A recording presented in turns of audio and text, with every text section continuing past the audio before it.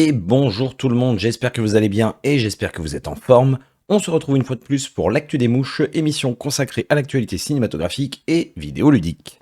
Cette semaine au cinéma, il y a surtout une grosse sortie, le reste c'est des films un petit peu moins importants, je mets des guillemets parce que ça veut tout et rien dire à la fois. Par contre, côté jeux vidéo, il y a encore une fois pas mal de choses, donc on est parti. Notre première sortie ciné de la semaine, il s'agit d'un film australien de science-fiction qui se nomme Monolith. Une journaliste en disgrâce tente de sauver sa carrière en se tournant vers le podcast d'investigation. Tout en essayant de faire la lumière sur un étrange artefact qui pourrait être lié à une conspiration, elle commence à découvrir les mensonges au cœur de sa propre histoire. Mon Dieu que ça a l'air chelou.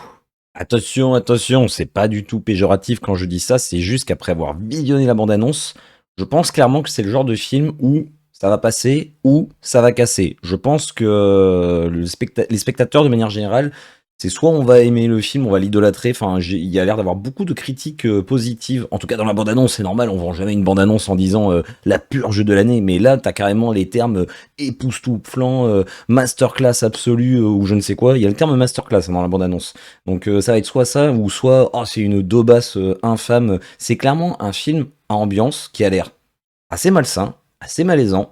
C'est pas juste de la science-fiction, c'est marqué que c'est également un thriller. Et effectivement, dans la bande-annonce, on sent beaucoup plus le côté thriller que le côté science-fiction.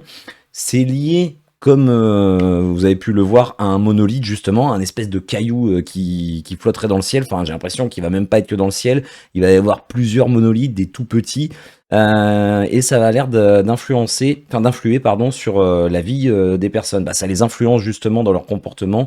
Les gens changent complètement d'attitude. Ça a l'air de rentrer dans leur cerveau. Ils pensent plus qu'à ça. Enfin, c'est très très bizarre, très compliqué de résumer ce qu'on voit dans la bande-annonce. Enfin, je pense que c'est le genre de film où on va rester scotché devant l'écran et à la fin du film se dire alors, qu'est-ce que je viens de regarder? Je m'attends clairement à ça. Très curieux de voir ce que ça peut donner. Donc, s'il passe par chez moi, je pense que j'irai clairement faire le curieux. D'autant plus que vous le savez, au risque de me répéter, et j'aime beaucoup la science-fiction. Mais je pense que oui, ça va pas être un film abordable forcément pour tout le monde. Deuxième et déjà la dernière sortie que je vais aborder de manière un petit peu détaillée, parce que les autres films qui sortent, je vais pas vraiment avoir de choses à dire dessus, en ayant vu les bandes annonces et les pchits. Non, franchement, je ne vois pas. Et donc, il s'agit du film attendu depuis fort longtemps, Deadpool et Wolverine. Alors, c'est assez incroyable parce que figurez-vous qu'entre hier, donc hier on était le 15 juillet quand moi j'ai commencé à préparer cette vidéo, et aujourd'hui nous sommes le 16, donc entre hier le 15 et aujourd'hui le 16 juillet, le pchit n'est pas du tout le même. J'avais fait une capture, donc je vous le lis. Le pchit, hier pour Deadpool et Wolverine, c'était l'introduction de l'équipe X-Force dans l'univers Marvel Fox. Voilà, c'était absolument tout ce qu'il y avait. Maintenant, je vous lis le pchit mis à jour. C'est bien, une semaine avant que ça sorte, franchement pas mal. Après avoir échoué à rejoindre l'équipe des Avengers, Wade Wilson passe d'un petit boulot à un autre sans vraiment trouver sa voie.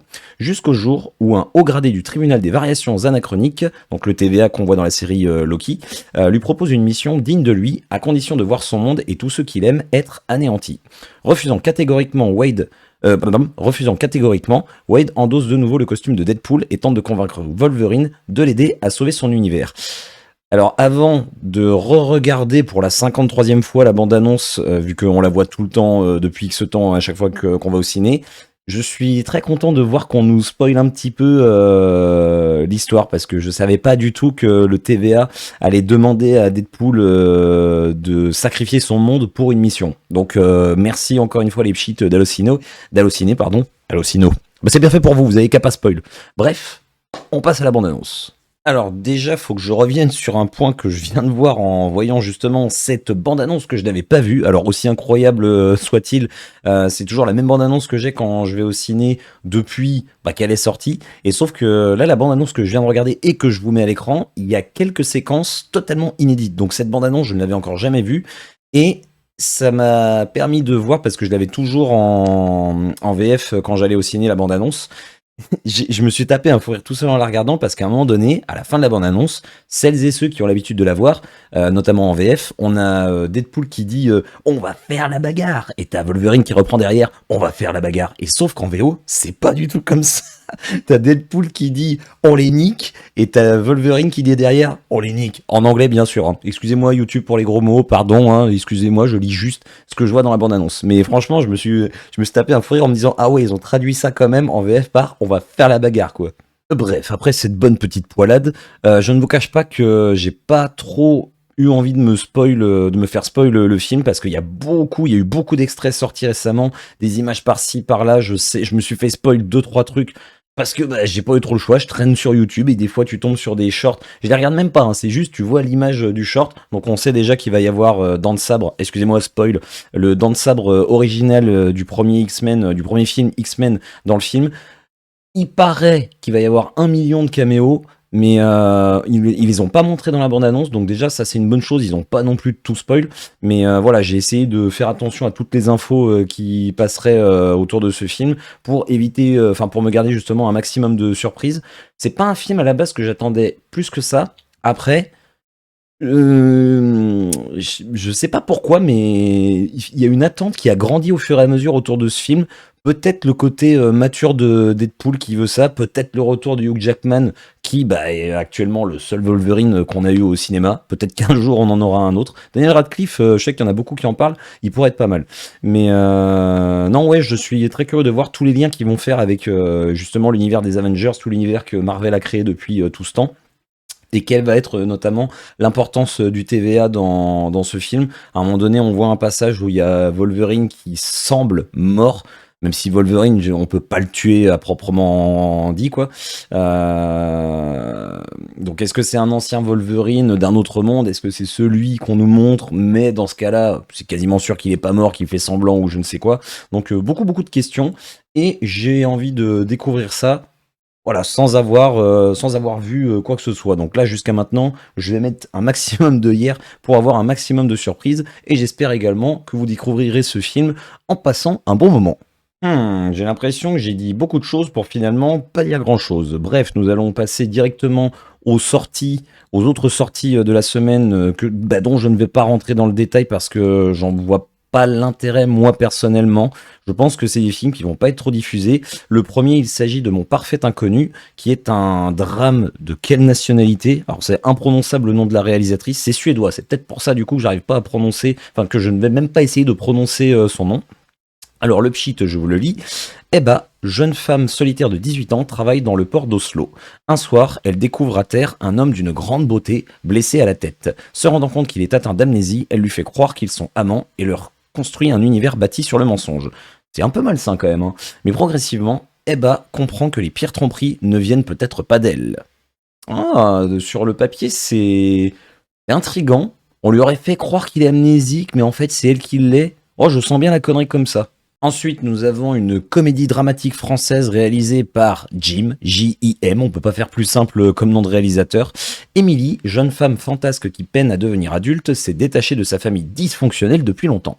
Lorsqu'elle apprend la tentative de suicide de sa mère, Émilie décide de la rejoindre avec ses sœurs en Italie, mais découvre que tout ceci n'était qu'une mise en scène destinée à les rassembler dans une belle villa face à la mer. Furieuse, Émilie s'enfuit dans Gênes où elle rencontre l'étrange Gabin qui va l'aider à affronter les secrets de cette famille, pas comme les autres.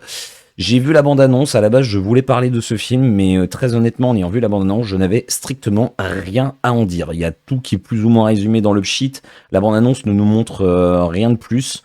Alors c'est mis comédie dramatique, je pense, enfin en tout cas dans la bande-annonce, le côté drame est bien plus mis en avant que le côté comédie. C'est un peu l'inverse de Pourquoi tu souris que j'ai vu justement cette semaine.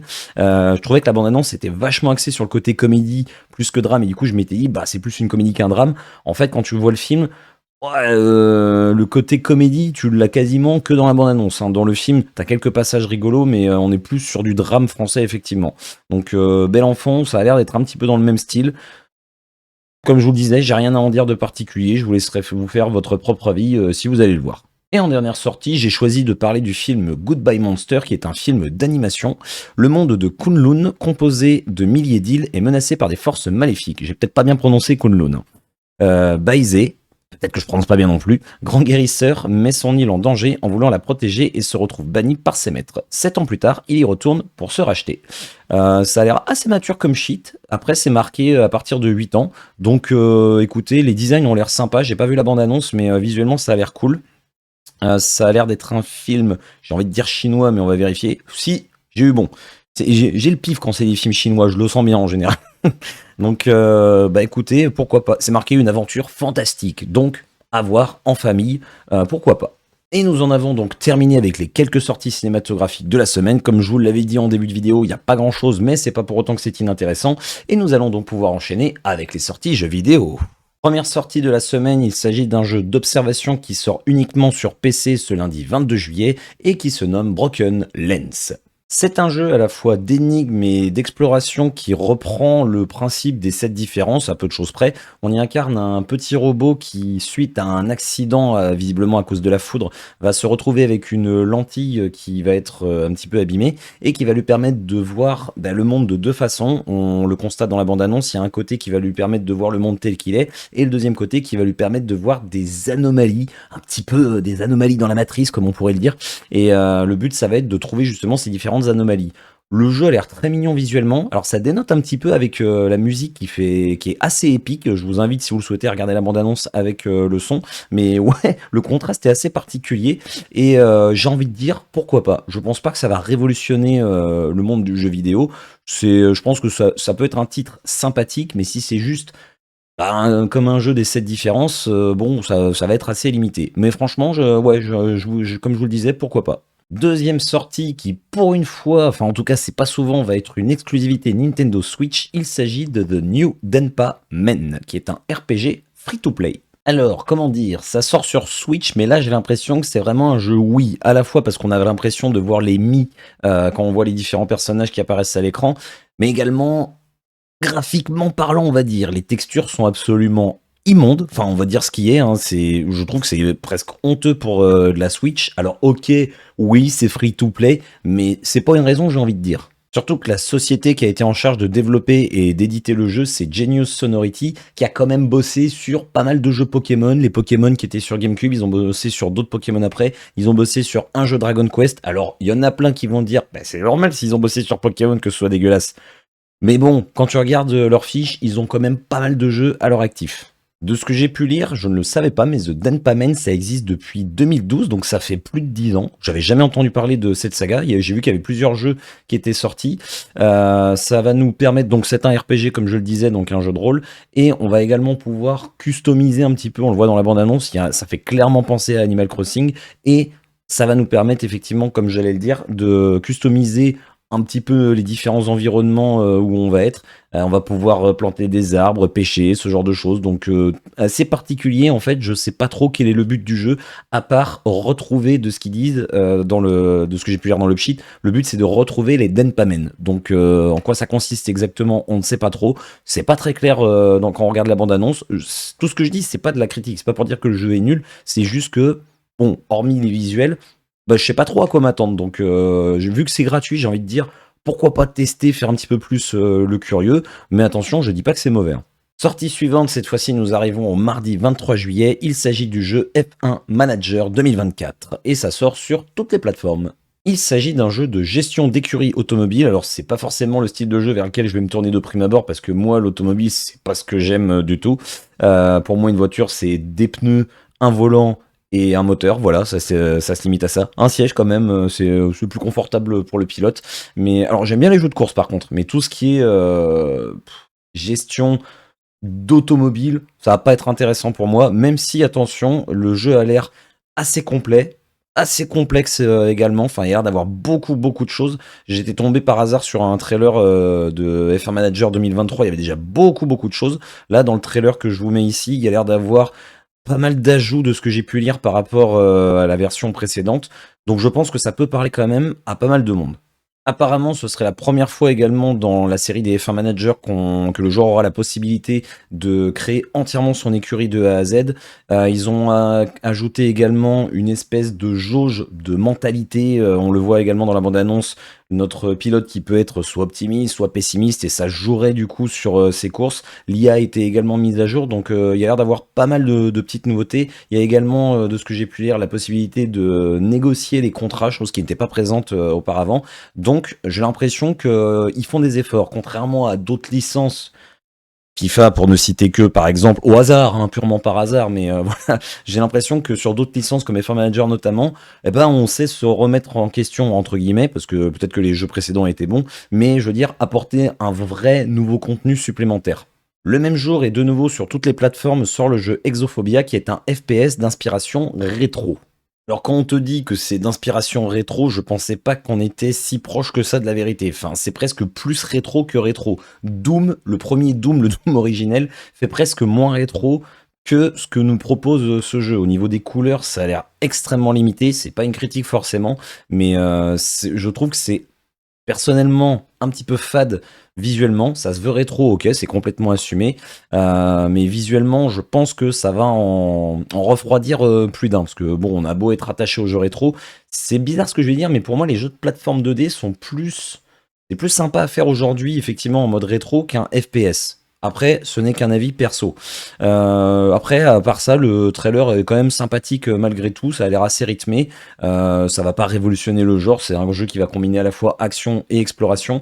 On aura quand même la possibilité, de ce que j'ai pu lire, de personnaliser tout notre arsenal. Donc, il y a un petit côté également gestion. Je mets des gros guillemets, bien sûr. Jeu suivant, toujours le 23 juillet, il s'agit du jeu de Star Named EOS, EOS qui sort sur PC, PS5, Nintendo Switch et Xbox Series.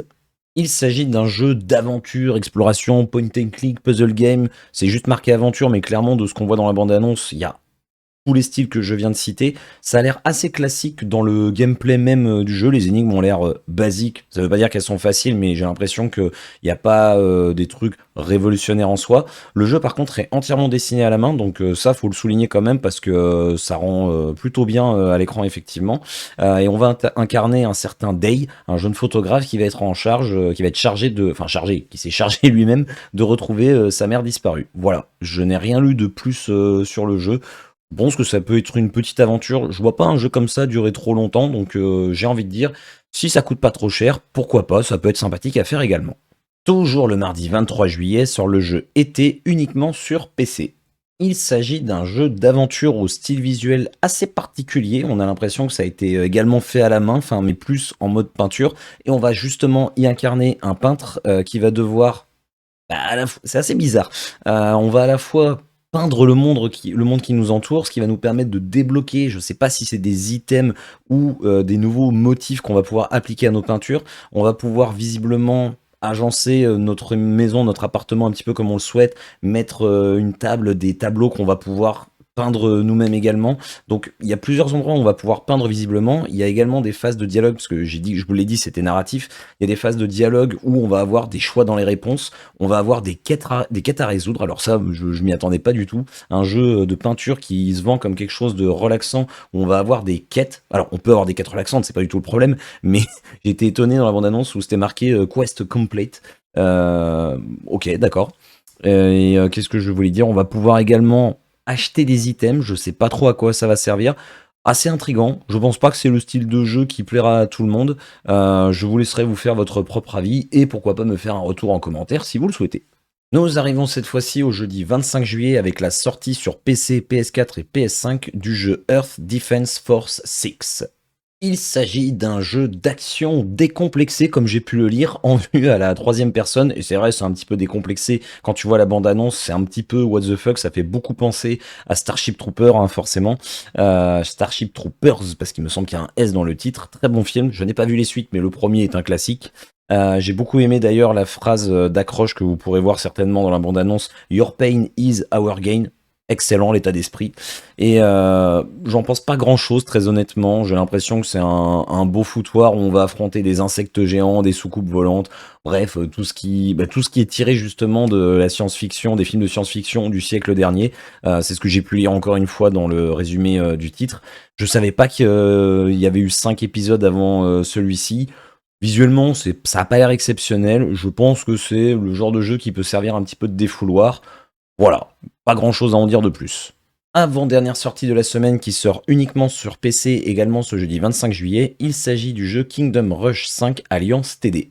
Bon, du coup, je pense que je vais définitivement arrêter de croire le site Millennium parce que ça ne sort pas uniquement sur PC comme je pouvais m'en douter en regardant la bande-annonce, ça sort également sur mobile. C'est typiquement un jeu mobile, je pense qu'à la base ça a été presque plus pensé pour mobile que sur PC, vu ce qu'on nous propose. C'est un jeu qui va combiner à la fois action, tower défense, où on va pouvoir choisir deux héros qui vont pouvoir affronter des ennemis qui ont l'air de se déplacer automatiquement. On va pouvoir installer justement des tours de défense qui vont permettre aux protagonistes de les aider dans leur quête de destruction des ennemis.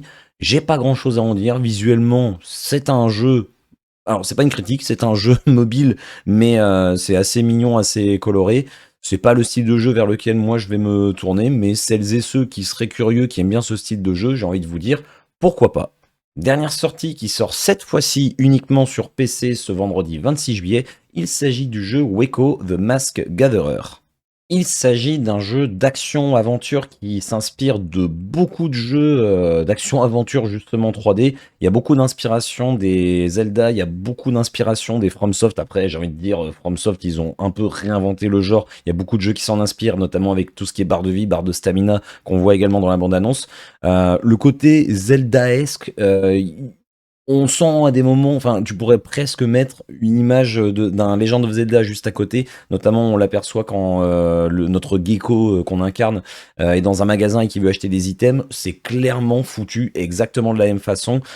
Surtout qu'en plus de ça, la quête, ça va être des masques, donc ça ressemble beaucoup à Majora's Mask dans l'idée. Hein, attention, hein, le contenu du jeu, c'est pas la même chose.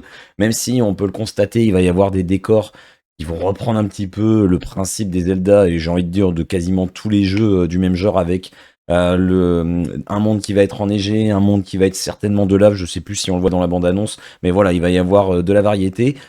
C'est inspiré, comme je le disais, de beaucoup de choses, mais c'est pas pour autant que ça va être mauvais. Ça peut être intéressant. Ils ont annoncé des combats épiques, également avec pas mal d'exploration. Donc, s'il y a du contenu, que c'est plutôt bien foutu au niveau du gameplay, bah, j'ai envie de dire, ça fera un nouveau jeu de plus dans cette catégorie.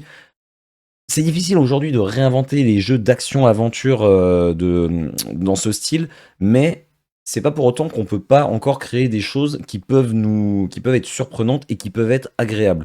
Qui plus est, c'est forcément, il y a au moins un Français parmi les deux parce que la voix off qu'on entend dans le trailer, il y a clairement un accent français. Alors attention, la personne parle très bien globalement, mais on entend quand même le petit accent français. Donc si ils sont vraiment que deux et qu'en plus ils sont français, bah, j'ai envie de dire cocorico, hein, c'est bien de nous proposer des jeux comme ça, qui plus est sans passer forcément par des gros studios. Je parlais de Majora's Mask tout à l'heure par rapport à ce qu'on peut voir dans la bande-annonce, mais la quête du jeu, ça va être retrouver justement 7 masques, c'est ça? Je revérifie. Blablabla. Jeu d'énigmes, les aventures, qui se sert du pouvoir des masques. Dans sa quête pour trouver, c'est ça, les 7 masques primordiaux. Donc, il va y avoir des énigmes, comme je viens de vous le lire. Et il y a également une arme qu'on va avoir qui va adopter plusieurs formes, 3.